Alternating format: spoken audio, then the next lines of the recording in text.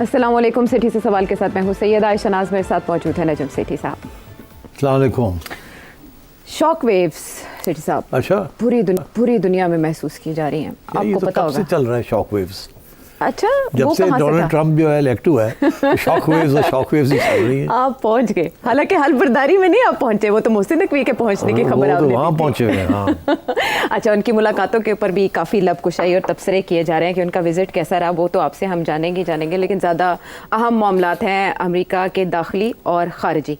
Donald Trump बहुत हलचल मचा रहे हैं, जिसमें उन्होंने यूक्रेन जंग के हवाले से बातें की हैं, कुछ पॉलिसीज़ में चेंजेस किए हैं, एग्जीक्यूटिव ऑर्डर्स पे उन्होंने साइन कर करके मुख्तलिफ माहिदों से निकलने की बातें की हैं, कुछ वार्निंग्स दी हैं, कुछ लोगों को तरगीबात दे रहे हैं। लेकिन मेरा जो आपसे सवाल होगा पहला, वो बहुत जामे है कि आपने देखा वो किस किस चीज़ को प्रायोरिटी दे रहे हैं, और जिन लोगों ने उनके लिए वोट किया उनको खुश करने के जो इकदाम हैं उन्होंने 4 दिनों में क्या किए। आपकी नज़र में सबसे अहम मामला ऐसा क्या है जो अमेरिका की दाखिली और खारजा पॉलिसी दोनों पे बहुत असरात मुरतब कर सकता है आने वाले दिनों में?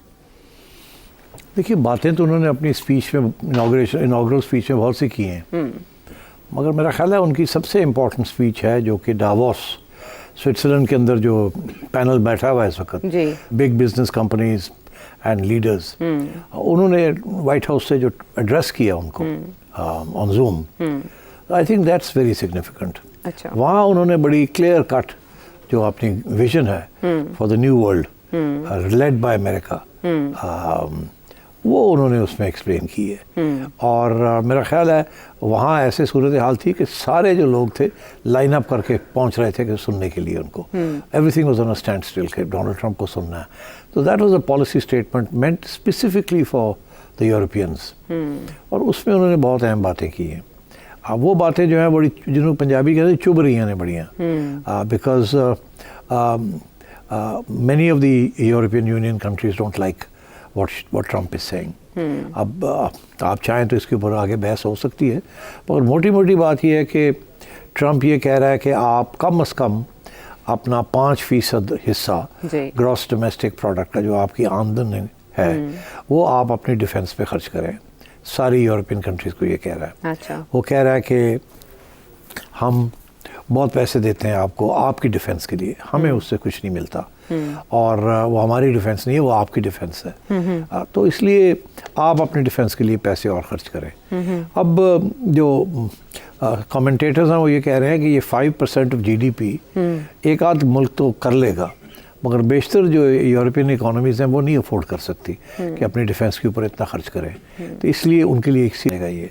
एंड ट्रंप अगर यही धमकी रखेगा कि अगर आप 5% नहीं खर्च करेंगे तो देन हम नहीं खर्च करेंगे, तो फिर अपनी डिफेंस का अपना ख्याल करें। एक ये दिस इज़ बड़ी तकलीफ़ हो रही है उनको ये सुन के। दूसरी चीज़ ये कि रशिया के साथ मैं डील करूँगा, मेरे कोई असूल नहीं है, मेरी कोई आइडियोलॉजी नहीं है, I am a deal maker. वो याद है आपको डोनाल्ड ट्रंप साहब ने जो बहुत उनकी मशहूर किताब है उसका title art of the deal, the art of the deal, और वो बड़ी पुरानी बात है। मुझे याद है कि 20-30 साल पहले ये साहब एक CNN था या कौन सा चैनल था, उसके ऊपर एक प्रोग्राम भी करते थे, द अप्रेंटिस। आप देखिए you are fired. I was shocked, मैं देखता था, कहता लुक एट दिस मैन, बैठे बैठे कहता यू आर फायर्ड। वो बेचारे जो सारे ने मुंह बन जाते थे, चेहरे लटक जाते थे, और शायद इनको ये अच्छा लगता है कि सभी इनकी तरफ देखते हैं हैरत से। वो यू आर फायर्ड। अच्छा, तो अब और तो वही डोनाल्ड ट्रंप है। हाँ। आते सार यू आर फायर्ड। उसने धमकी दी है कि कोई 50,000 से ज़्यादा जो अमेरिकन गवर्नमेंट के अंदर जो लोग ऑफिशियल्स हैं उनकी छुट्टी कराएगा और नए लोग अपॉइंट करेगा। हाँ। अब आमतौर पे ये होता है कि जो नए प्रेसिडेंट्स आते हैं वो सारी जो है एडमिनिस्ट्रेशन उसके नए अपने लोग लगाते हैं, मगर इतनी बड़ी तब्दीली कभी नहीं किसी ने थ्रेटन की, और उसने तो कह दिया कि सबकी छुट्टी हो जाएगी, जो हमारी आइडियोलॉजी से मैच नहीं करता। डिफेंस, स्टेट डिपार्टमेंट, CIA, बड़ी फायरिंग्स, बड़े नाम हैं, बड़े नाम है, उसके अंदर लाइनें लगी हुई हैं जी, तो ये सब की हंसते से। मगर सबसे इम्पोर्टेंट तो ये भी एक चीज़ चल रही है। दूसरी चीज़ उसने ये कहा है कि तेल की कीमत को गिराएं। जी, ये वो कह रहे हैं फैक्टर है जो रशिया यूक्रेन जंग खत्म कर सकता है। ये कैसे इसने ये बात कही है, इसके ऊपर थोड़ी सी तफ्तीश करनी पड़ेगी। हाँ। कि सऊदी अरेबिया को कह रहा है जी, और एक तरफ ओपेक को, और ओपेक को कह रहा है कि आप तेल की कीमत गिराएं, और साथ ये भी कह रहा है कि हम अब, पहले अमेरिकन पॉलिसी थी कि अमेरिका जो है वो ज़्यादा तेल, अपना तेल नहीं बाहर निकालता, वो उनको रिजर्व में रखा हुआ है और दुनिया से तेल खरीदता है, और प्रेशर यही होता है कि वो कम रखे तेल की कीमत। मगर अब उसने ऑर्डर कर दिया है कि ऑयल एक्सप्लोरेशन और ऑयल कंपनीज और गैस कंपनीज, उनके ऊपर जो सारे रेगुलेशंस है ना कि इससे ज़्यादा नहीं प्रोड्यूस कर सकते, इससे ज़्यादा नहीं निकाल सकते, उसे खुली छुट्टी कहना मैं देनी है। निकालो जितना मर्जी तेल निकालते हो, हम कोई नहीं इंपोर्ट करेंगे, हम खुद ही अपना तेल इस्तेमाल करेंगे, देखा जाएगा 50 साल के बाद क्या होता है क्या नहीं होता। अभी मैंने अपना तेल, सस्ता तेल उठा के ले करना है और लोगों को, और इन्फ्लेशन जो है, महंगाई कम करनी है और अपनी स्टैंडर्ड ऑफ लिविंग को रेज़ करना है, और हमने अपनी इंपोर्ट्स जो है उसको कम करना है ताकि जो हमने पैसे लोगों के देने हैं वो कम हो, एंड सो ऑन। तो मतलब बड़ी रेडिकल किस्म की बातें हैं। डोमेस्टिक इकोनॉमी के बारे में भी कह रहा है, टैक्सेस कहता है मैं कम करूंगा, और जाहिर है अब सारे वहाँ यहाँ शोर पड़ा हुआ है, टैक्स बढ़ रहा है, और वहाँ वो कहता है मैंने तो टैक्स कम कर देना है। और हमें वैसे भी अमेरिका में इतना हाई टैक्स नहीं है जितना यूरोप में है या जितना यूके में है। American taxes lower than that, कहता है मैंने इससे भी कम कर देने हैं टैक्सेस। तो मतलब है, और फिर फाइनली ऑफ कोर्स वो ये धमकी दे रहा है सबको, चाइना को भी दे रहा है, कनाडा को भी दे रहा है, मेक्सिको भी को दे रहा है, इंडिया को भी दे रहा है, यूरोप को भी दे रहा है कि देखिए आप लोग सारा माल अपना बना के हमें एक्सपोर्ट कर देते हैं जी, और हमसे फिर किराया हम उधार, हमें फिर आपके पैसे देने होते हैं, और दिस विल नॉट वर्क। आप अगर चाहते हैं कि अपनी एक्सपोर्ट्स करें टू अमेरिका, तो फिर आप पैसे लेके आए, अमेरिका के अंदर इन्वेस्टमेंट करें, और जो और मैन्युफैक्चरिंग इंडस्ट्री को फिर बहाल करें। अच्छा। और नहीं तो फिर ठीक है, हम आपके जो इंपोर्ट्स हैं उसके ऊपर टैक्स लगा देते हैं, और उसके साथ आपका नुकसान होगा, मगर कम से कम फिर हम जो प्रोड्यूस, जो डोमेस्टिक इंडस्ट्री जो है हमारी, वो वहाँ फिर ज़्यादा कंपेटिटिव हो जाएगी। जाहिर है कि अगर एक ये चीज़ है आ रही है चाइना से, आ रही है, ये 100 रुपये की है, इसको 125 रुपये की हो जाएगी अमेरिका में, तो फिर एक तो ये इसकी डिमांड कम हो जाएगी। दूसरा ये है कि जो अमेरिकन मैन्युफैक्चरर्स हैं जो इस वक्त चाइना के साथ कम्पीट नहीं कर सकते क्योंकि उनकी कीमत 115 रुपये है, तो वो भी फिर मार्केट में आ जाएंगे, वो प्रोडक्शन शुरू हो जाएगी अमेरिका में भी। तो वो ये कह रहे हैं, इस किस्म की वो पॉलिसीज़ की बात कर रहा है, और मेरा ख्याल है सारे हिल गए हैं इससे, बिल्कुल सब हिल गए। और रशिया को भी नहीं समझ आ रही कि अब हमारे साथ क्या डील करेगा वो, और वो धमकियां दे रहा है कि मैं आ रहा हूँ डील करने तुम्हारे साथ। उधर यूरोप को कह रहा है कि तुम्हारी सिक्योरिटी अपनी सिक्योरिटी है, करो जो करना, नहीं तो मैं जा रहे हैं। उधर यूरोपियंस के आपस में लड़ाई झगड़े शुरू हो गए हैं, और EU के कि जी वो सब्सिडीज देता है, एक मुल्क जर्मनी देता है टू पूरा कंट्रीज वगैरह ताकि वो स्टेबिलिटी रहे वहाँ। तो इस किस्म की चीज़ें मेरा ख्याल है दुनिया is going to go to undergo, and finally of course उसने जो सारा ड्रामा किया हुआ है कि कनाडा भी मैंने लेना है, ग्रीनलैंड भी मैंने लेना है, मेक्सिको को भी मैंने ठीक कर देना है, नाम चेंज कर देना है, 11 मिलियन लोगों को मैंने डिपोर्ट कर देना है जो इलीगल है अफगानिस्तान, अफगान इमिग्रेंट्स के हवाले से, और अफगान इमिग्रेंट्स को 25,000 बेचारे यहाँ फंसे हुए हैं जिन्होंने जाना है, जिनके साथ वादा किया था कि ये अफगान वो हैं जो कि अमेरिकन के लिए काम करते थे और वहाँ अफगानिस्तान में अब नहीं रह सकते, और यहाँ आके उनको पनाह मिली हुई है, उनके कागजात तैयार हो रहे हैं। आखिरी वक्त पे कोई 2,000 लोग जिन्होंने, आजकल मैं जाना था, सीट्स बुक थी, सीट्स कैंसिल हो गई है, और कुछ पता नहीं है वहाँ क्या होगा क्या नहीं होगा। और इसी तरीके के साथ ये जो सारा जो सिलसिला था इमिग्रेशन का, लीगल इमिग्रेशन, कि लोग आते थे वहाँ बेबीज़ पैदा हो जाती थी, उनको नेशनैलिटी मिल जाती थी एज अ बर्थ राइट, हालांकि वालदैन जो है वो ना अमेरिकन सिटीजन है ना अमेरिकन रेजिडेंट है। बहुत से लोगों ने ऐसे फ़ायदे उठाए, अमीर लोग यहाँ से उठ के अमेरिका चले जाते थे, वहाँ अपना बेबीज़ पैदा कर लेते थे, उनको अमेरिकन नेशनैलिटी मिल जाती थी, 20 साल के बाद वो अपने पेरेंट्स को बुला लेते थे अमेरिका। तो ये पूरा एक खाता चल रहा था। अच्छा, ये सदर नायब सदर दोनों की जो अहलियाँ हैं वो इमिग्रेंट्स, दोनों इमिग्रेंट्स हैं, उनकी नेशनैलिटी फ्रांस की भी और इसकी भी, और वो ऐसे है कि दोनों जो है एंटी इमिग्रेंट्स हैं। और तो मतलब है इस किस्म की चीज़ें हो रही हैं। मैं तो बहुत सी चीज़ें लिस्ट कर सकता हूँ, बट मोटी मोटी बात यही है कि उसने जो डावोस में कहा है, दैट्स वेरी सिग्निफिकेंट। वो टैरिफ्स में इजाफे की एक बार फिर धमकी दी है, लेकिन आपकी बात से जो सवाल आया जहन में कि ये अफगान इमिग्रेंट्स के हवाले से क्या पाकिस्तान बात करेगा अमेरिका से इन 26,000 पाकिस्तान का तो मसला ये है कि पाकिस्तान तो ऑलरेडी कोई 10 लाख के करीब अफगान्स को भेजना चाह रहा है वापस अफगानिस्तान, जो कि सिविल वॉर के दौरान यहाँ आए थे। तो और वहाँ भी प्रॉब्लम्स हो रहे हैं, और ऊपर से ये वो लोग हैं जिनको अग्रीमेंट हुई थी विद द अमेरिकन के, अमेरिकन गवर्नमेंट कि जी आप इनको साल के लिए रख लें या 15 महीने के लिए रख लें या 6 महीने, जब तक इनके कागजात नहीं होते तो ये फिर अमेरिका में ले लेंगे। अब उनका भी रास्ते रुक गए हैं तो वो भी यहाँ फंसे हुए हैं। और जाहिर है ये बोझ हमारे पे ही है और किस पे है, क्योंकि हम भी तो सब्सिडाइज कर रहे हैं ना उनकी रिहाइश यहाँ। कुछ लोग तो अपने वालिदैन या अपने रिश्तेदारों के साथ यहाँ ठहरे हुए हैं, पर बहुत से लोग ऐसे हैं जिनको फिर कोई ना कोई सब्सिडी मिल रही है फ्रॉम आवर इकोनॉमिक सिस्टम। जी, तो मतलब है ये हमारे लिए भी प्रॉब्लम है। अच्छा, इनके जितने भी इकदाम हैं, क्या इससे अमेरिका फर्स्ट झलकता नजर आ रहा है आपको?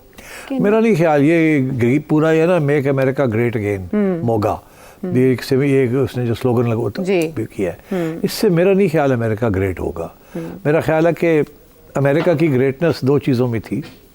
एक थी उसकी मिलिट्री पावर, ठीक, और मिलिट्री पावर के साथ उसकी इकोनॉमिक स्ट्रेंथ थी, ठीक, क्योंकि डॉलर जो था वो इसीलिए स्ट्रांग था बिकॉज उस मिलिट्री पावर के जरिए उसको इम्पोज किया गया था। अच्छा, एक तरफ। दूसरी तरफ ये थी कि अमेरिका कोट अनकोट कहता था we are the leader of the free world. तो जो सारी जो वेस्टर्न कैपिटलिज्म की जो एम्बिशंस थी सारी, उनको प्रोटेक्ट करने के लिए अमेरिका वाज द गार्डियन। और उस गार्डियन के लिए इंटरनेशनल इंस्टीट्यूशंस बनाई गई थी, जैसी IMF है, वर्ल्ड बैंक है, health organisation and so on, बहुत सी इंटरनेशनल, और UN फॉर एग्जांपल सबसे बड़ा supporter of all these international organisations, जिसे आप वो कहते हैं new rules based order, new rules based order, उसका डिफेंस तो अमेरिका करता था। अब अगर अमेरिका ने उधर से पीछे हट जाना है तो एक किस्म की आइसोलेशन में जा रहा है अमेरिका, और बाकी जो दुनिया है जो कि डिपेंडेंट है ऑन अमेरिका, उनका क्या होगा? जैसे मैंने कहा, यूरोप से लेके कोई मुल्क नहीं है जो अमेरिका के ऊपर डिपेंडेंट नहीं है इन वन वे और द अदर, वेस्टर्न कंट्रीज में से, और even some third world countries including Pakistan. तो अगर उसने अपना हाथ उठा लिया तो फिर ये इनका क्या होगा? तो एक किस्म का नया केओस ना इमर्ज कर जाए इन द इंटरनेशनल ऑर्डर। ये रूल्स बेस्ड ऑर्डर से rules based disorder, non rules based disorder ना बन जाए। एंड तो अभी इब्तदा है, पता नहीं कितनी चीज़ें ये करेगा या कितनी धमकी है और डील्स करेगा, या एक्चुअली यूनिलैटरली पुल आउट कर लेगा, वी डोंट नो। बट क्योंकि वो बड़ा ट्रांजैक्शनल बंदा है, हर बात उसके लिए डील होती है, हर बात वो डील करता है। तो कुछ लेन देन हो जाए तो ख़त्म हो बात।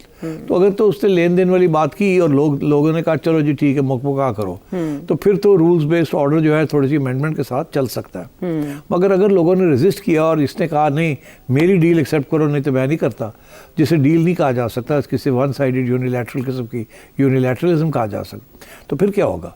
तो अभी भी इट्स वेरी अनक्लियर कि कितनी बातें इसने ड्रामा के लिए की हैं, धमकी के लिए की हैं, इसकी एम्स ऑब्जेक्टिव्स वही हैं जो ये कह रहा है या उससे कम है, और ये ज़्यादा पुश कर रहा है ताकि वो अपने जो मिनिमम एजेंडा है वो अचीव कर ले। वी डोंट नो, मगर हिल गया सारा, अमेरिका भी हिल गया, दुनिया भी हिल गई है। अच्छा, तो सिट साहब ये तो दुनिया की बड़ी जमहूरियत का दावेदार है ये मुल्क, और आपने बताया इसकी पावर के इन 2 फैक्टर्स के अंदर थी। एग्जीक्यूटिव ऑर्डर के ज़रिए आगे बढ़ने का क्या मतलब है, और जवाब में 22 रियासतों का भी कोर्ट में जाना और चैलेंज करना इन एग्जीक्यूटिव ऑर्डर्स को, क्या अदालतें रस्ते में खड़ी होंगी? रुकावटें क्या आएंगी? वो शहरियत का हक हो या इमिग्रेंट्स के मामलात? नहीं, देखिए सवाए एक आध के जिसका कॉन्स्टिट्यूशनल इशू बन जाता है, बाकी तो executive orders are not constitutional issues. तो कॉन्स्टिट्यूशनल इशू तो ये वाला है फॉर एग्जांपल कि जी जो बंदा अमेरिका में पैदा होता है वो बाय बर्थ राइट उसकी सिटीजनशिप, इसके ऊपर तारीख के अंदर अमेरिका के अंदर काफ़ी डिबेट के बाद ये कॉन्स्टिट्यूशन के अंदर इसको बनाया गया था, क्योंकि एक वक्त था जबकि वो समय कहते थे कि जो ब्लैक्स हैं वो उनको ये नहीं मिलेगी, उनके ना बेटों को मिलेगी ना बच्चियों को मिलेगी। बहरहाल आहिस्ता आहिस्ता सबको मिली गई, फिर ये इनश्राइन हो गया है क्योंकि लैंड ऑफ इमिग्रेंट्स है जी, तो इसलिए वो उसके ऊपर चैलेंज हो गया है, वो ऑलरेडी चैलेंज हो गया। और बड़ी इंटरेस्टिंग बात यह है कि कुछ स्टेट्स ने चैलेंज किया है, उनके अटॉर्नी जनरल्स ने चैलेंज किया है, अपार्ट फ्रॉम प्राइवेट स्टेट्स ने भी किया है कि जी ये अनकॉन्स्टिट्यूशनल 22 रियासतें।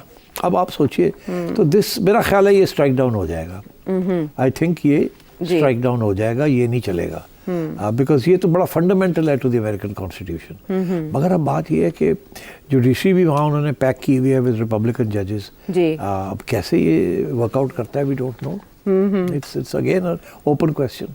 अच्छा, वो हल्ला साथ ही एस्टेब्लिशमेंट पर भी बोल रहे हैं, आपको पता है पाकिस्तान में जो सबसे ज़्यादा बस करती है चीज़ वो इस्टेब्लिशमेंट का किरदार है, और अगर अपनी इफ्तिताही स्पीच में ही वो इस्टेब्लिशमेंट को रेडिकल एंड करप्ट कहते हुए कहें कि हम आइंदा अपनी आज़ादी उनके पास रहन या गिरवी नहीं रखेंगे। मीनवाइल जॉन एफ कैनेडी और मार्टिन लूथर किंग और रॉबर्ट एफ कैनेडी उनकी दस्तावेज़ात पब्लिक करने का हुक्म देना चाहे 1992 में इस हवाले से एक ऑर्डर भी मौजूद है, कानून भी मौजूद है।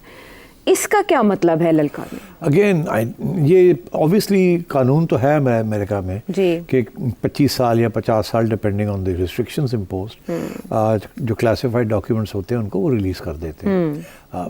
मगर इसने आते सार कुछ ऐसे part of the Kennedy archives और जो असैसिनेशंस हुए उनके कुछ डॉक्यूमेंट्स तो पहले रिलीज हो गए, मगर वो डॉक्यूमेंट्स जो CIA के जो उनके हवाले से हैं वो उनमें से बहुत से नहीं रिलीज हुए। अब डोनाल्ड ट्रंप ने ये कह दिया कि ये मैं उससे शॉर्ट साइन कर दिया ऑर्डर कि जी रिलीज करें। हाँ। अब CIA को तो बात पसंद नहीं आएगी ये। आई थिंक इंटेलिजेंस एजेंसीज तो जो भी उनकी इंटेलिजेंस रिपोर्ट्स होती हैं उनको बड़ा सेफ गार्ड करके रखते हैं बाद में भी। तो इसने आते सार जो है classified documents relating to the assassination of John F. Kennedy, Martin Luther King and Robert Kennedy और कर दिया। और देखे ना उसने जो इशारा किया है, जिस पेन के साथ उसने साइन किया है ये ऑर्डर, हाँ रॉबर्ट एफ कैनेडी को दे दे, हाँ। कहा कि उसके बेटे को दे दें, हाँ। जूनियर को हाँ। जूनियर को दे दें। और याद रहे जूनियर ने इल्ज़ाम भी लगाया था, उसका ये ख्याल है कि जॉन एफ कैनेडी को एक बंदे ने नहीं 2 बंदे मिले हुए थे, 2 बंदों ने की कंस्पिरेसी थी और उसका ये ख्याल है, उसने इल्ज़ाम लगाया था कि CIA American CIA was involved. और इसी तरीके के साथ जब उसको पूछा गया कि भाई तुम्हारे वालिद साहब जो थे उनका भी जो असैसिनेशन हुआ उसमें भी तुम you think CIA was involved, तो उसका ये कहना I don't know for sure but मेरा ख्याल है कि उधर भी बिकॉज डोंट फॉरगेट कैनेडी ने शुरू में जब वो आया था तो कैनेडी ने भी एंटी एस्टैब्लिशमेंट पोजीशन इख्तियार की थी अबाउट वॉर्स। अच्छा, वॉर्स के बारे में he was also anti the American influence outside creating new war situations। तो सारी इंटेलिजेंस कम्युनिटी जो और मिलिट्री इंडस्ट्रियल कॉम्प्लेक्स जो है वो तो वॉर्स के ऊपर जिंदा है। वॉर्स के ऊपर सारी रिसर्च टेक्नोलॉजी हो रही है ऑन वॉर लाइक वेपन्स, जहाँ से फिर उनकी कमर्शियल यूसेस निकलती हैं। All this rocketry and everything else, eventually these are all research projects undertaken by the Pentagon and outsourced to private contractors। और उसमें से फिर private uses भी निकलती हैं of this new technology etc।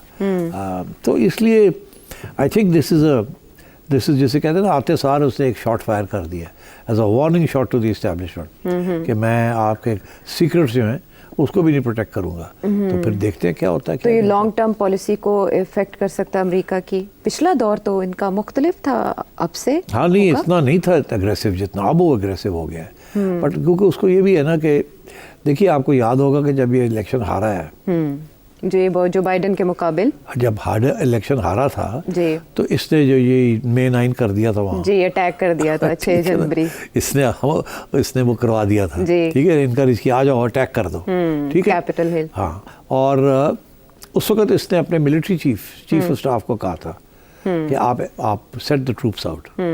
उसने इनकार कर दिया था, तो उसका नाम भी है हिट लिस्ट के ऊपर। अच्छा, हाँ वो फायर कर दिया है। मार्क मिली की बात कर रहे हैं? हाँ बिल्कुल, हाँ उसको फायर कर दिया आते सार करके। तो अब बात यह है कि एक तरफ ये किया है, दूसरी तरफ वो जो लोग थे जिनको सजाएं हुई थी सबको पार्डन कर दिया।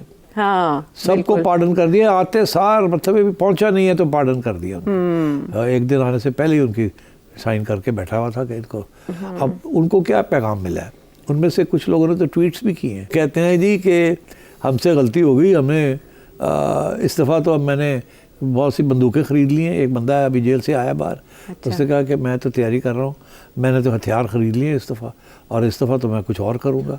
इसी तरीके के साथ किसी और ने भी इसी किस्म की बात की है कि अगले राउंड में हम ये करेंगे और वो करेंगे और वो करेंगे। तो इस किस्म की बातें भी शुरू हो गई हैं वहाँ। तो दिस वेरी डेंजरस। आपने इनकरेज किया है किस्म के ऑल दोज जिन्होंने लॉ ब्रेक किया और एक इंसरेक्शन करने की कोशिश की, तो अब उनको आपने पार्डन कर दिया और वो तो बिल्कुल जिसे कहते हैं ना खरांट हो गए हैं। वो कहते हैं ऐसी की तैसी, हमारा प्रेसिडेंट आ गया है, अब हम हथियार भी रखेंगे, ये भी करेंगे, वो भी। और वैसे ही हथियार हैं अमेरिका के अंदर तो बहुत से हथियार हैं, हर एक के पास ही लाइसेंस्ड वेपन्स हैं। तो अब बात यह है कि इसके साथ तो दिलेरी और होगी to commit acts, unconstitutional acts. तो ये आई थिंक इस किस्म की चीज़ें अब अमेरिका में लोग बड़े परेशान हैं कि होगा क्या। तो इसके जवाब में दुनिया से रिस्पांस आप कैसा आता देख रहे हैं? स्पेशली चाइना एंड रशिया कैसे रिएक्ट करेंगे? सऊदी अरब के साथ तो, सऊदी वली अहद के साथ तो उनकी बात भी हुई है। सऊदीज़ को उसने 2 बातें कही हैं। उन्होंने कहा कि देखिए हम आपका डिफेंस करते हैं, अब आप भी अपना मेहरबानी करें और पैसे खर्च करें और अपना डिफेंस जो है वो भी आप अपने हाथों में लें। सऊदी अरेबिया ने कहा कि जी हम 600 बिलियन 600 बिलियन हम और इन्वेस्टमेंट करेंगे जी। तो उसने कहा कि जी 600 बिलियन हम इन्वेस्ट करेंगे जी। और उसने आगे से कहा नहीं ये काफ़ी नहीं है, आप 1 ट्रिलियन करें 1000 बिलियन आप इन्वेस्टमेंट करें। सऊदी अरेबिया को कहा है और वो इन्वेस्टमेंट का नाम लिया जा रहा है, दरअसल कुछ और चीज़ है, वो हथियार खरीदे हमसे। ओके। इन्वेस्टमेंट करें इन दी अमेरिकन आर्मामेंट्स इंडस्ट्री, वहाँ से आप ऑर्डर्स प्लेस करें for weapons and that is your investment in the American economy and also investment in your own defense। तो उनको तो ये कह दिया, साथ ये कहा कि तेल की कीमत कम करें। तो आप सोचिए वो किस किस्म की चीज़ें सोच रहे हो। तो दोस्ताना ताल्लुकात रहेंगे फिर भी इन डिमांड्स के बाद। मसला सबसे बड़ा क्या है कि ये सारे मुल्क जो हैं ये सारे इतने डिपेंडेंट हो चुके हैं अमेरिका के ऊपर कि ये आंखें भी नहीं दिखा सकते। अगर दिखाते हैं तो वो डिपेंडेंसी की वजह से ये क्रिपल हो जाएंगे। तो इसलिए अब इसके साथ डील ही करनी पड़ेगी, हर एक को बैठना पड़ेगा अक्रॉस द टेबल और कोई ना कोई डीलें करनी पड़ेगी अपने आप को बचाने के लिए। और अगर ये पुल आउट करता है तो बड़ा तकलीफ होगी सबको।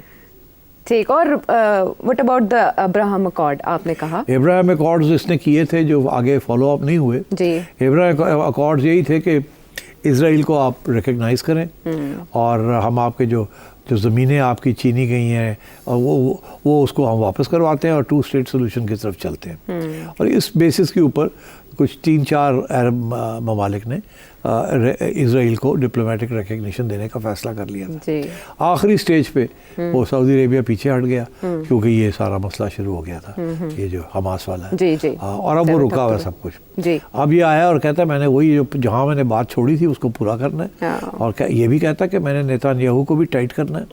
मिलने जा रहे हैं उनसे। हाँ, उसको भी मैंने कहना पीछे हटो और इनको मैंने कहना तुम भी पीछे हटो। तो नहीं तो इसराइल को मैं कहूँगा मैं नहीं सपोर्ट करता तुम्हें और उधर उनको कहूँगा कि मैं तुम्हें नहीं करता और दोनों जो हैं उसके बगैर रह नहीं सकते। तो he is got a leverage बड़ी है ना अमेरिका के पास, इसराइल के ऊपर भी और मिडिल ईस्टर्न कंट्रीज के ऊपर भी। हाँ, अच्छा खासा शोरगुल है पॉलिसीज़ के हवाले से, बहुत सी डायमेंशन जो है वो खुल रही हैं, कहीं जंगों से निकल रहे हैं तो कहीं तनाज़ात बढ़ा रहे हैं। डोनाल्ड ट्रंप आने वाले दिनों में मज़ीद क्या कर सकता है, उनकी डायरेक्शन क्या होगी, ये आपने जाना। वापस आते हैं एक ब्रेक के बाद।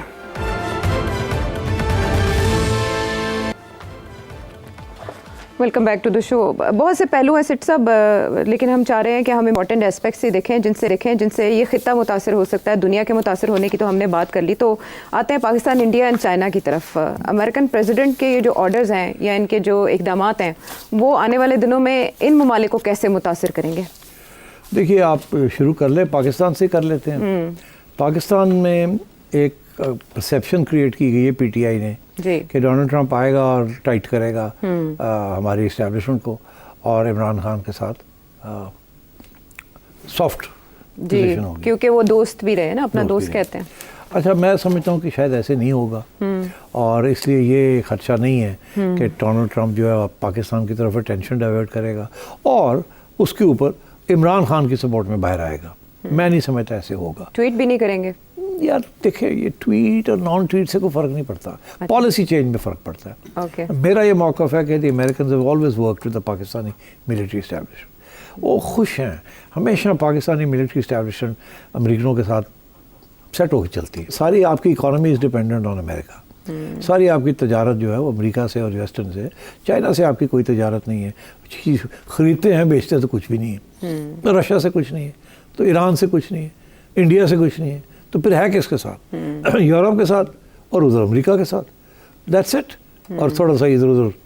तो I think the military establishment has retained close ties throughout all administrations with the American military establishment. तो अब मेरा ख्याल है एक तो ये, दूसरा ये कि स्टेट डिपार्टमेंट भी तो है ना, स्टेट डिपार्टमेंट पूरी ब्रीफिंग देगी डोनाल्ड ट्रंप को कि इमरान खान जो है is not good for America. और बहुत से रीजंस एक्सप्लेन करेंगे कि उसने जिस किस्म की वो अलायंसेस बिल्ड करने की कोशिश कर रहा था, जिस किस्म की इस्लामिज्म वो करना चाह रहा था, और so on and so fourth, और अमेरिका के खिलाफ जो उसके बयानबाजी हुई है सारी, तो आई थिंक वो एक आध जैसे कोई कांग्रेसमैन जो है उनके ऊपर क्योंकि लोगों ने उनको डोनेशन वगैरह दिए हैं कंस्टिट्यूंट्स ने, तो वो एक आध भी ट्वीट कर देते हैं, पर मेरा नहीं ख्याल है नहीं सब्सटैंशियल किसी सिग्निफिकेंट किस्म की कोई पुश बैक होगी from America on the question of Imran Khan. I don't think so. बाकी ये पॉलिसीज़ अमेरिका को पाकिस्तान से क्या चाहिए? अब सवाई ये कि जो अब अमेरिका ने नई बात की है कि जी अफगानिस्तान में कोई 6 अरब डॉलर्स के हथियार अमेरिकन फोर्सेस छोड़ गई हैं वहाँ, एस्टिमेट ये 6 to 7 बिलियन। उसमें से बहुत सी चीज़ें जो वो अमेरिका ने लिस्ट की है, उसमें से वही स्मॉल आर्म्स हैं, हर किस्म की राइफल्स हैं, हर किस्म की पिस्टल्स हैं, रॉकेट लॉन्चर्स हैं, बजूकाज हैं, वगैरह वगैरह, और इसके साथ हमवीज हैं उनकी, फिर कुछ टैंक्स भी होंगे, एंड फिर नाइट विजन डिवाइसेस हैं, फिर हेलीकॉप्टर्स भी कुछ छोड़ गए हैं पीछे, ठीक है जी। तो इस किस्म की चीज़ें हैं, और उन्होंने एस्टिमेट लगाया कि this is worth about 7 billion. अब वो अगर अफगानिस्तान को कहेंगे ये वापस कर दे, तो अफगानिस्तान तो नहीं वापस करेगा। उनमें से बहुत सी चीज़ें तो बिक गई हैं कुछ पाकिस्तानियों ने ख़रीद ली होंगी, कुछ इधर उधर चली गई होंगी मुख्तलिफ वहाँ भी जो सराउंडिंग कंट्रीज़ हैं, और कुछ जो है वो अफगानों ने, और वो चल भी नहीं होंगी, वैसे ही जंग पड़ी होंगी, मगर for Afghanistan to agree to return anything to America, वो तो तालिबान के लिए एक बहुत बड़ी ह्यूमिलिएशन होगी। तो अब वो पाकिस्तान के साथ बात करेंगे कि जी आप हमें बताएं किस तरीके से आप हमारी हेल्प कर सकते हैं टू प्रोक्योर दिस। अच्छा, तो मेरा ख्याल है it's not going to be easy. और वो धमकी यही दे रहा है कि थोड़े बहुत पैसे अभी भी अफगानिस्तान को मिल रहे हैं ऑन ह्यूमैनिटेरियन इश्यूज, तो उसकी वो धमकी दे रहा है, but I don't think the Taliban are going to be too impressed with that. अलबत्ता ये ज़रूर है कि एक और फ्रंट के ऊपर तालिबान के खिलाफ एक और महाज खुल गया है यूरोप में, वो महाज है इंटरनेशनल क्रिमिनल कोर्ट। अच्छा, जो ICC है, वहाँ प्रोसिक्यूटर्स कह रहे हैं कि तालिबान की जो लीडरशिप है, मुल्ला हैबतुल्लाह और हकानी साहब, इनको दे आर टेररिस्ट, और इन्होंने ख़वातीन के ऊपर जो कानून लागू किए हैं, they are against human rights and they are terrible, वगैरह, और इनको गिरफ्तार किया जाए, अरेस्ट वारंट्स किए जाए। अभी ऐसे वारंट्स इशू नहीं हुए, मगर एक किस्म का महाज बनना शुरू हो गया है against them, and I think इस किस्म की चीज़ें चलेंगी। ट्रंप उसको तेज करेंगे, मेरा नहीं ख्याल ज़्यादा इसके ऊपर होगी। ये धमकी होती है, ये किस्म के प्रेशर पॉइंट्स होते हैं, पर मेरा ख्याल तालिबान के ऊपर प्रेशर पॉइंट्स चलते नहीं इतने। तालिबान ने अब रूस के साथ अपने तल्लुकात बनाने शुरू कर दिए, ईरान के साथ बनाने शुरू कर दिए, चाइना के साथ बहुत आगे बढ़ गए हैं वो, और सेंट्रल एशिया के साथ भी उनके बढ़ने शुरू हो गए। एक पाकिस्तान है जिसके साथ तल्लुकात ठीक नहीं है, but so I think the Afghans, और उनकी जो इकॉनमी है वो भी बड़ी प्रिमिटिव किस्म की इकॉनमी है, तो मेरा ख्याल है they are not going to be threatened by American threats like this. But अलबत्ता ये है कि पाकिस्तान के ऊपर प्रेशर आएगा कि आप करें कुछ। अच्छा, और अगर पाकिस्तान कुछ क्या कर सकता है? कुछ भी नहीं कर सकता। What can Pakistan do? वो अपने नहीं मसले हल कर सकता, तो अमेरिकनों के मसले उससे कहाँ हल करने हैं? ठीक। मगर जो रियल इशू होना है, that is going to be India. America, India is going to be like this.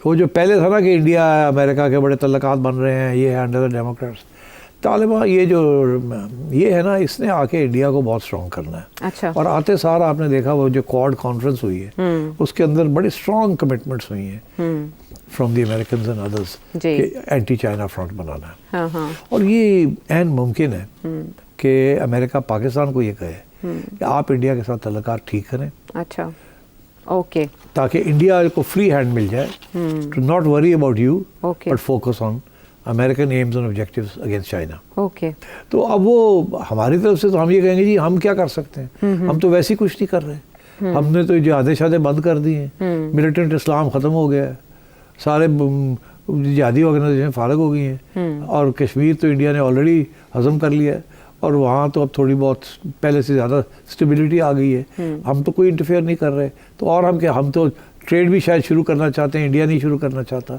तो इस किस्म की बात, तो मेरा ख्याल है कि वो हम तो वैसे ही we are not creating trouble for India.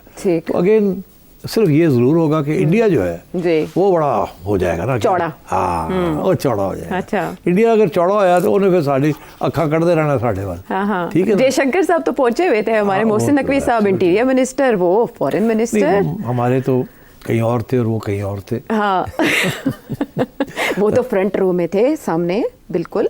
हाँ, तो इससे जाहिर होता है जो आपकी बात है कि वो कैसे होंगे, यूं होंगे। Absolutely in the front row, invited. अच्छा, तो अनडॉक्यूमेंटेड इंडियंस के हवाले से इंडिया कैसे तैयार हो गया? क्या वो इन पे बात नहीं करेगा या वो मामूली हिस्सा है? नहीं, वो तो स्ट्रेट अवे इंडिया मान गया।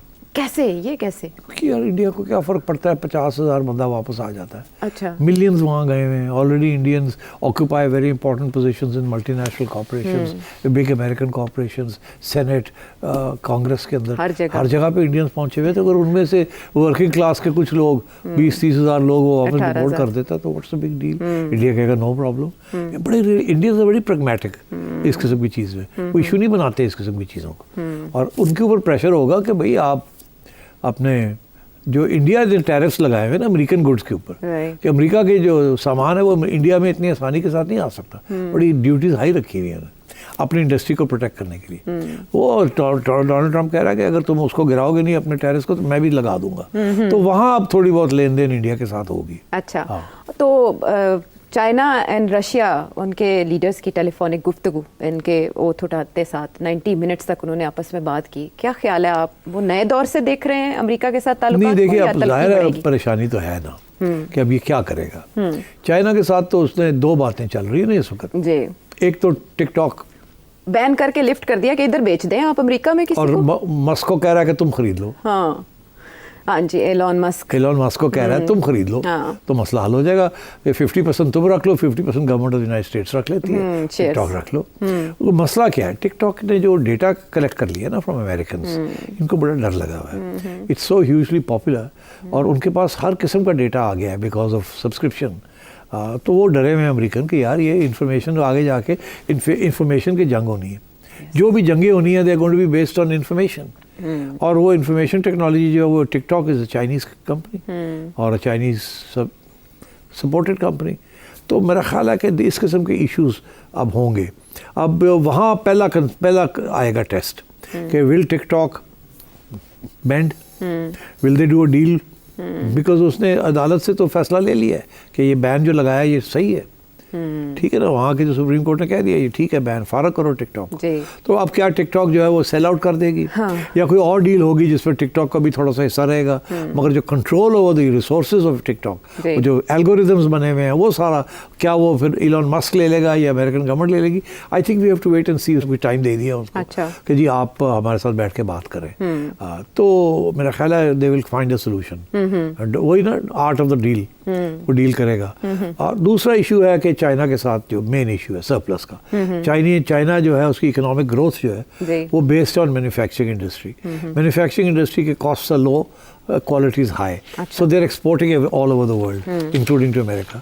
So उनके बहुत बड़े surpluses बन चुके हैं। अमेरिका ने उनके हज़ारों अरबों डॉलर देने हैं चाइना के, ठीक है ना। तो अब वो ये कह रहा है कि इसको कम करो, आपके गुड्स के ऊपर मैं टैरिफ लगा दूंगा, नहीं तो आपने जो हमारे गुड्स के ऊपर लगाया हुआ अगर कम करें, या आपने जो करेंसी उसको डिवैल्यू करें, करेंसी को गिराएं ताकि सस्ता हो जाए अमेरिकनों के लिए। तो इस किस्म की वो चीज़ कर रहे हैं। और उनका मेजर जो एम है वो कहता है मैंने महंगाई कम करनी है। और ये सारी चीज़ें जो है दे एम्ड एट 2 ऑब्जेक्टिव्स। एक ये कि महंगाई कम हो, दूसरा ये कि वहाँ लोकल अमेरिकनों को एम्प्लॉयमेंट और जॉब्स मिले। अगर इम्पोर्ट्स कम होंगी तो फिर लोकल मैन्युफैक्चरिंग बढ़ानी पड़ेगी। इसीलिए वो कह रहा ना कनाडा को कि तुम्हारी गाड़ियाँ नहीं हमें चाहिए, तुम्हारे ये लकड़ी जो आती है नहीं, हमारे बड़े जंगल हैं यहाँ, तुम सीधे हो जाओ तुम, और गाड़ियाँ जो वहाँ बन रही है वो हमारे यहाँ भी बन सकती हैं। तो ये ऐसी क्या बात है, तो तुम सीधे हो जाओ, नहीं तो हम ये करेंगे वो करेंगे। थानेदार की तरह के हैं ना सारी धमकियां। बिल्कुल थानेदार, सुल्तान राही या थानेदार, बिल्कुल SHO है ये फड़काने वाला। ये स्टेटमेंट आपकी स्टेटमेंट से मुझे मोहसिन नकवी साहब याद आ गए। उन्होंने कहा था बस एक SHO की मार है ना बलोचिस्तान के मसाइल। याद आपको ये कहा था? तुम मोहसिन नकवी साहब के ऊपर क्यों इतना हर वक्त पूछती है? असल में हमारी तरफ से एक ही तो शख्सियत वहाँ पहुंची और आपने कहा वो कहीं और, वो कहीं और थे। तो वो जहाँ भी थे कैसा रहा आपके ख्याल में उनका विजिट? और बिलावल भुट्टो तो अपनी मीटिंग्स की हैं, कुछ प्राइवेट मीटिंग्स थी जो मेरी इल्म में है, कुछ उन्होंने एम्बेसी के साथ मिलके की हैं। और मेरी रिपोर्ट तो ये है कि they all went very well. अच्छा, एक ऐसी मीटिंग थी जिसके ऊपर काफ़ी तनकीद हो रही है, अमेरिका में भी तनकीद हो रही है।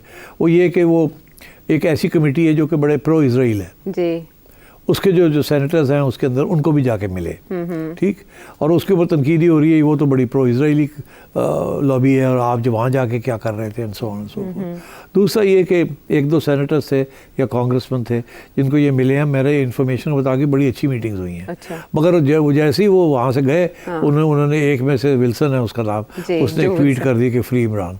अच्छा, तो मैंने पूछा फ़ोन करके किसी को, अच्छा, मैंने कहा यार ये कैसे हुआ है, आप लोग तो वहाँ कहते हैं अच्छी मीटिंग हो गई। कह रहा मीटिंग तो बड़ी अच्छी हुई, बड़ी, और उससे बड़ी ज़बरदस्त मीटिंग रही, उसने ये किया वो किया, तस्लीम की।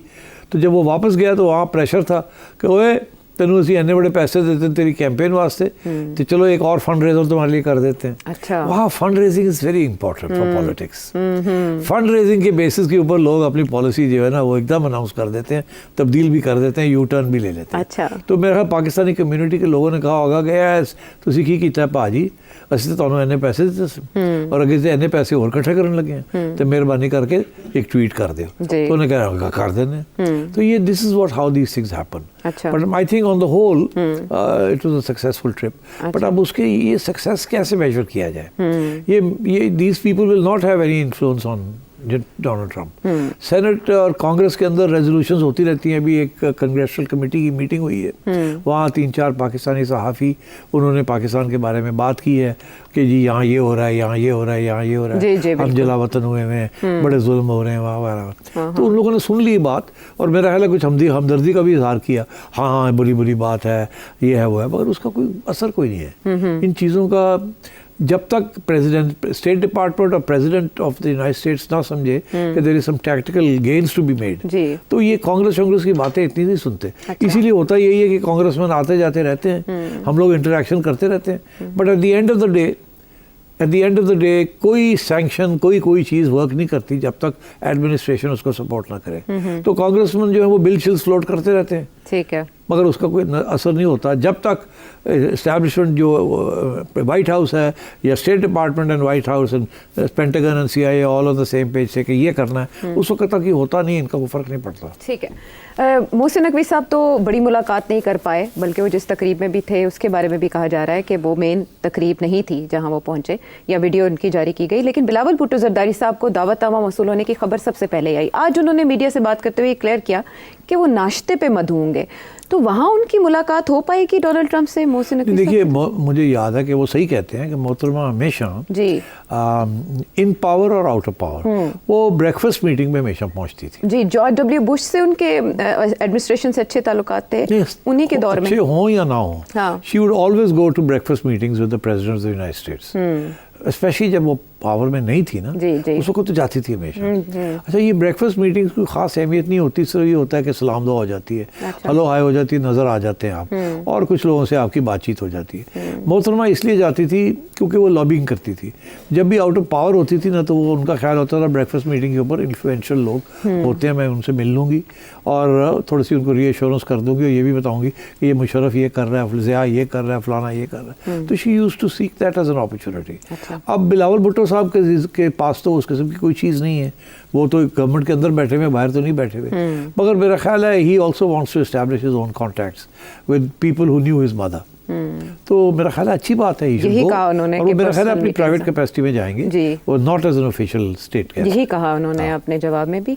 मोहतरमा 2004-2007 में वहाँ नाश्ते पर मदऊ थी, यानी उन्हें डायरेक्ट मुलाकात का डोनाल्ड ट्रंप से हो जाती है ना, सलाम दुआ डायरेक्ट, अच्छा ठीक है, और ये पर्सनल लेवल पर ही होगा, इसका वसी तनाजुर में फिर रहे होते हैं ना सारे, एक दूसरे को सलाम दुआ ले रहे होते हैं, ठीक। और अब जब आप कहीं चले जाएं यहाँ शादी पे, तो प्राइम मिनिस्टर साहब आए हों या नवाज शरीफ साहब आए हों, तो क्या होता है, ठीक, क्या होता है उसमें? जाहिर है वो एक तस्वीर साथ बन जाती है और एक लाइन लगी हुई होती है, खड़े होते हैं, एक लाइन लगी हुई होती है, ठीक है, धक्के लग रहे होते हैं, कौन जाके सलाम दुआ लेगा, और वो मियाँ साहब या छोटे या बड़े अस्सलाम वालेकुम, हट दूजा आ गया, अस्सलाम वालेकुम, बस इससे ज़्यादा कुछ नहीं हो। और ब्रेकफास्ट मीटिंग्स में भी अगर डोनाल्ड ट्रंप लाइन लगेगी तो फिर यही होगा, और दिखावा होता है ना कि मैं आया था आपको सलाम करने के लिए, और एक तस्वीर बड़ी 1000 वर्ड से ज़्यादा असर रखेगी। चले, बहुत से सवालों के जवाब मिल गए और बहुत से प्रोग्राम्स में जानते रहेंगे सेठी साहब से। एक ब्रेक के बाद आते हैं।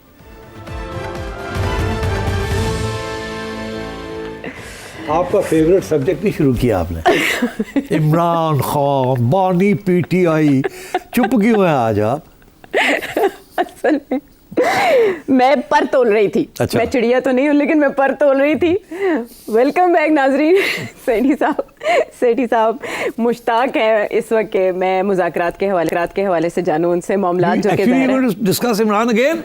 जी आई हैव टू। यार इतने सवाल आए भी होंगे लोगों के। असल में हाँ बिल्कुल, ये बिल्कुल मेरे पास लिस्ट है लेकिन वो कल पे संभाल रखेंगे। आज के लिए ये कि जावेद लतीफ़ साहब कह रहे हैं कि जो मुज़ाकरात इमरान खान साहब से हो रहे हैं ना, ये आलमी दबाव पर हो रहे हैं, तो ज़ाहिर है अब रेलेवेंट तो हो गया ना ये मामला। और फिर आज बैरिस्टर गौहर ने क्या कहा, सुने। खान साहब ने बिल्कुल हॉल्ट किए मुज़ाकरात। हमने उनको पहले भी कहा था, बड़ा टाइम हो गया था, एक टाइम फ्रेम होना चाहिए। खान सदीकी साहब कह रहे हैं कि देखिए दोबारा गौर करें, हुकूमत अनाउंस करे। अभी किस चीज़ ने रोका है? हम वो मुज़ाकरात हमने कह भी दिया कि हॉल्ट के, चलो ये तो कह देना कमीशन बनने जा रहा है। इतना कह ही दें कि कमीशन बनने जा रहा है, मुज़ाकरात हॉल्ट हैं। आपने कल क्या कहा था इन मुज़ाकरात के बारे में जब उन्होंने कहा था हमने ख़त्म कर दिया? तो है कि ये फिर मुज़ाकरात होंगे। अच्छा, या आज नहीं कल, ये मैं काफ़ी अरसे से आपको कह चुका हूँ कि पीटीआई को कोई फ़ायदा नहीं है अब मुज़ाकरात से भागने का। मुज़ाकरात से कम कुछ छोटी मोटी चीज़ शायद इनको मिल जाए, इसलिए ये अभी भी जैसे कहते हैं ना कि गर्म रखना चाहते हैं। हाँ, तो इसलिए ये लोग ये इस किस्म की चीज़ें पीटीआई कर रही है। अच्छा। और गवर्नमेंट की इसीलिए कोशिश है कि इनको रोका जाए, इनके साथ मुज़ाकरात किए जाएँ। तो आपकी बात तो हो गई सच के हॉल्ट है, टर्मिनेट नहीं, ख़त्म नहीं कर दिया मुकम्मल तौर पे, लेकिन उनका ये कहना बैरिस्टर गौहर का कि इमरान खान साहब चाहते हैं मसाइल के हल के लिए न्यूट्रल अंपायर हो। बिल्कुल, न्यूट्रल अंपायर तो शैतान होते हैं, जानवर होते हैं। न्यूट्रल तो जानवर होता है। हाँ। तो फिर अब एक बार फिर ये डिमांड करना क्या बताता है? पता नहीं, मुझे तो समझ नहीं आती खान साहब की। एक तरफ कहते हैं कि एस्टैब्लिशमेंट जो है वही है जिससे बात करनी है, फिर कहते हैं एस्टैब्लिशमेंट के अंदर भी कोई न्यूट्रल हो। तो न्यूट्रल, वो ऑलरेडी एस्टैब्लिशमेंट आपके खिलाफ खड़ी है, क्या मतलब आपका न्यूट्रल क्यों हो वो? तो फिर ये बयान देने का मतलब क्या टारगेट क्या है इसका? बस। और ये पीटीआई की क्या पॉलिसी है कि एक दिन पहले मुज़ाकरात खत्म करने का ऐलान बैरिस्टर गौहर से करवाना, फिर हॉल्ट करने? देखिए, अब मेरे से अब ना खिलवाएं ना जो असली बात है। क्यों? हमें तो नहीं, असली बात जो है खान साहब की जी, इधर से आते हैं, इधर से आते हैं, इधर से आते हैं, इधर से आते हैं। हाँ। वो क्या है? क्या? एस्टैब्लिशमेंट नहीं है। फिर वो एस्टैब्लिशमेंट की लीडरशिप है। हाँ। वो कहते हैं कि ये न्यूट्रल नहीं है। अच्छा। एस्टैब्लिशमेंट तो न्यूट्रल है, ये न्यूट्रल नहीं, इनको हटाओ। वो पहले उन्होंने वो मई वाला ड्रामा किया था, किसी किस्म की अफरा तफरी क्रिएट की जाए, इंस्टेबिलिटी क्रिएट की जाए, ताकि कोई महाज बन जाए इस एस्टैब्लिशमेंट की लीडरशिप के खिलाफ, और कोई ना कोई कुछ हो जाए जिससे ये फारग हो जाए एस्टैब्लिशमेंट की लीडरशिप। कोई नई लीडरशिप एस्टैब्लिशमेंट की आ जाए, वो फिर हम कहेंगे ये न्यूट्रल है, उसके साथ बैठ के हम आगे बात बढ़ाएंगे। ये ड्रामा है सारा। अच्छा। और ये होना नहीं है। इतनी कोशिशों के बाद भी रिव्यू नहीं कर रहे खान साहब अपनी पॉलिसी को, और उसी पे नहीं, मैंने आपसे कहा कि थोड़ा देर तो और लगेगी, क्योंकि रिव्यू स्टेज में पहुंच गए हैं। अब वो आखिरी स्टेज है कि वो ट्रंप के इंतज़ार में है कि उधर से क्या रिलीफ मिल सकती है या नहीं। अगर वहाँ से थोड़ी बहुत रिलीफ मिली तो फिर ये एक और रवैया इख्तियार करेंगे। अगर वहाँ से बिल्कुल कोई रिलीफ ना मिली तो फिर आप देखिएगा ये भी कुछ छोटी मोटी डील के लिए तैयार हो जाएंगे। बिल्कुल ठीक। और रिलीफ, और याद रखिएगा जी, पहली बात ये कि डील होगी, आज नहीं कल, कल नहीं परसों, परसों नहीं तरसों, एक डील होगी। ठीक, खान साहब कहेंगे कोई डील नहीं हुई, ठीक, जाहिर है वो तो और खान साहब के सपोर्टर्स के कोई डील नहीं हुई, हम ये तो हम जीत गए, रास्ता ये था। हाँ। ये तो हम जीत गए ना, हमारी बातें मान ली सबने, बहुत बड़ी गेम कर गए खान साहब। हाँ, खान साहब ने कमाल कर दिया जी। तो और हम तो कभी ये नहीं कहते थे हम एंटी एस्टैब्लिशमेंट हैं। हाँ। हम तो कभी ये नहीं कहते थे। हाँ। कैसे हो सकते हैं हम एंटी आर्मी, वो तो हमारी नेशनल सिक्योरिटी का इदारा है जी। हम तो वो लोगों के खिलाफ थे जो नॉन न्यूट्रल थे। तो ये होगा नया बयानिया, ये कुछ अरसे के बाद कोई नया बयानिया शुरू होगा, मगर अभी नहीं। उसकी वजह ये कि अभी डील नहीं होनी। अच्छा, अभी कोई इम्कान नहीं है शॉर्ट टर्म में, लॉन्ग टर्म में कुछ ना कुछ होगा। ठीक है। और कितना इंतजार पाकिस्तान तहरीक इंसाफ करना पड़ सकता है और तब तक बयानात से ही गरमाना पड़ सकता है, ये एनालिसिस से आपने जाना। अगले प्रोग्राम तक के लिए इजाजत दें।